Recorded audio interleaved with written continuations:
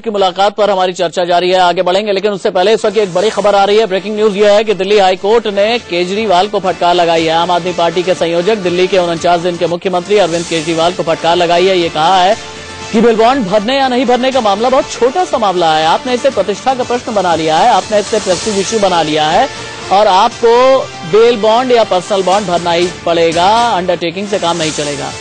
Indian news संवाददाता आशीष Sinha phone line पर मौजूद है। आशीष, दिल्ली हाईकोर्ट ने क्या बोला अरविंद केजरीवाल को? देखिए, दिल्ली हाईकोर्ट ने साफ तौर पर मामले की सुनवाई के दौरान अरविंद केजरीवाल से पूछा था कि बहुत छोटा सा मामला है पर्सनल बॉन्ड भरने का और ना भरने का, आप इसे प्रतिष्ठा का विषय क्यों बना रहे हैं, आप भर क्यों नहीं देते।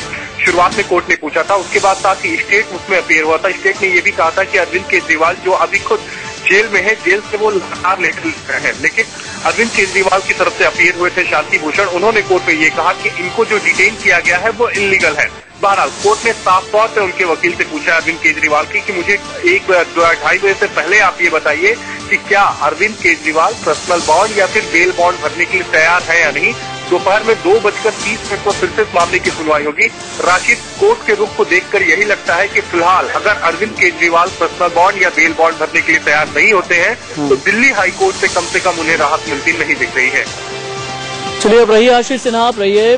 दीपक से मैं एक कमेंट जरूर लूंगा। दीपक, दिल्ली में जनता की अदालत में किरकिरी हो चुकी है अरविंद केजरीवाल की, देश में, पूरे देश में जनता की अदालत में किरकिरी हो चुकी है, पटियाला हाउस कोर्ट में किरकिरी हो चुकी है, दिल्ली हाई कोर्ट में किरकिरी हो चुकी है। ये किरकिरी और केजरीवाल एक दूसरे के पूरक बन गए हैं क्या? बिल्कुल पूरक बन गए हैं और एक बड़ी पुरानी बात है, जैसा कर्म करोगे वैसा फल देगा भगवान, ये है गीता का ज्ञान।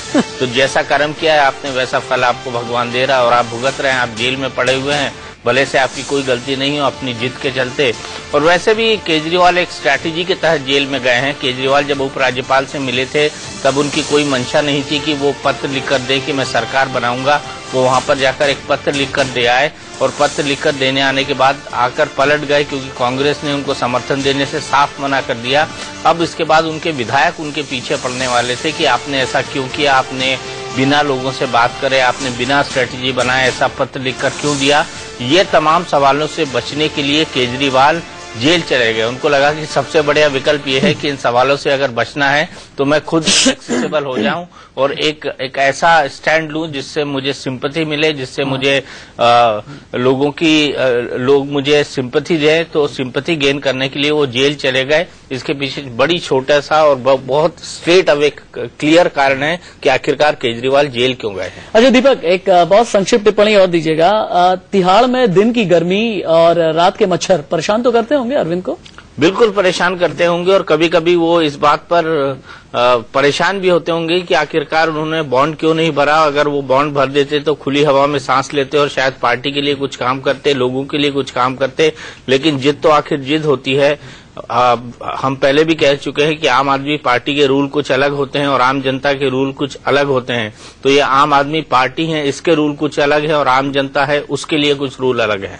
लेकिन राशिद का जो है ये पर पीड़ा उत्पीड़न का सुख जो चेहरे से दिख रहा है कि जले पर नमक रख। नहीं, बिल्कुल नहीं। मैंने पूछा, मैंने बिल्कुल गंभीरता से इस बात को बोल रहा हूँ। मैंने भी गंभीरता से पूछा, लेकिन वो जिस प्रकार का प्रश्न है। नहीं, मैंने इतना ही पूछा ना कि तिहाड़ में भैया गर्मी तो पड़ती ही होगी। अब दिल्ली की गर्मी सभी को हो रही है, इस कारण पार्टी खत्म हो रही है कि भैया हमने लोगों को बुलाया, तिहाड़ जेल में लोग पहुंचे नहीं। उसके पार्टी के एक बड़े नेता ने बताया कि मेरे को फोन किया कि हम लोग कटसी कॉल के लिए गए हैं और जाके लेटर दे आए। तो वो करते क्या, वो तो दीपक जी ठीक ही कर रहे हैं। तो उनकी पार्टी खत्म होने पर बेचारे की लगी है और आप जो है उसके जले पर नमक। नहीं, मेरी संवेदना सवाल पूछ नहीं, मेरी संवेदना उनके साथ है। एक पत्रकार का काम सवाल पूछना है और संवेदना देना हमारा काम नहीं है। राजीव, बड़े क्लियर है, हम संवेदना प्रकट करना हमारा काम नहीं है, चाहे वो अरविंद केजरीवाल हो।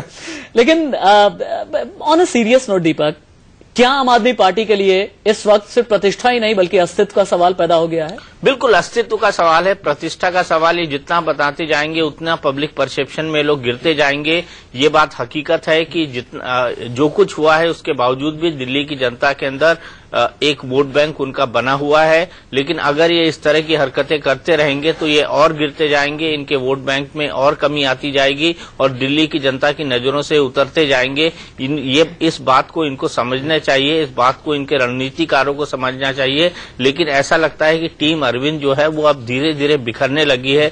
जिस तरह से शाजिया इल्मी ने छोड़ा है, जिस तरह से बाकी लोगों के अंदर रिजनमेंट है, जिस तरह से उनकी पीएसी काम कर रही है, इन तमाम चीजों को लेकर जो रिजनमेंट चल रहे हैं उसको देखते हुए मुझे नहीं लगता कि लोग पब्लिक मूड गेस कर पा रहे हैं, और गेस कर पा रहे हैं तो सामूहिक रणनीति नहीं बना पा रहे हैं, और यही इनकी सबसे बड़ी एक कमजोरी है। लोकतंत्र में लेकिन दीपक अप्स डाउन्स लगे रहते हैं, लेकिन रिसर्जेंस और रिवाइवल के लिए बहुत जरूरी होता है कि आप एक आदर्शों पर चलें, लेकिन आदर्श नहीं है आम आदमी पार्टी के पास। क्या मैं ठीक हूं?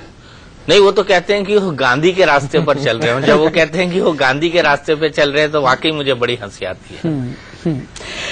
चलिए, तो इस वक्त की बड़ी खबर यह है कि अरविंद केजरीवाल, दिल्ली के 49 दिन के मुख्यमंत्री अरविंद केजरीवाल को दिल्ली हाईकोर्ट ने फटकार लगाई है। उनका ये दिल्ली हाईकोर्ट ने साफ तौर पर यह कहा है कि आपने बेल बॉन्ड नहीं भरा, आपने प्रेस्टीज इश्यू बनाया, ये बिल्कुल भी ठीक नहीं है। वक्त ब्रेक का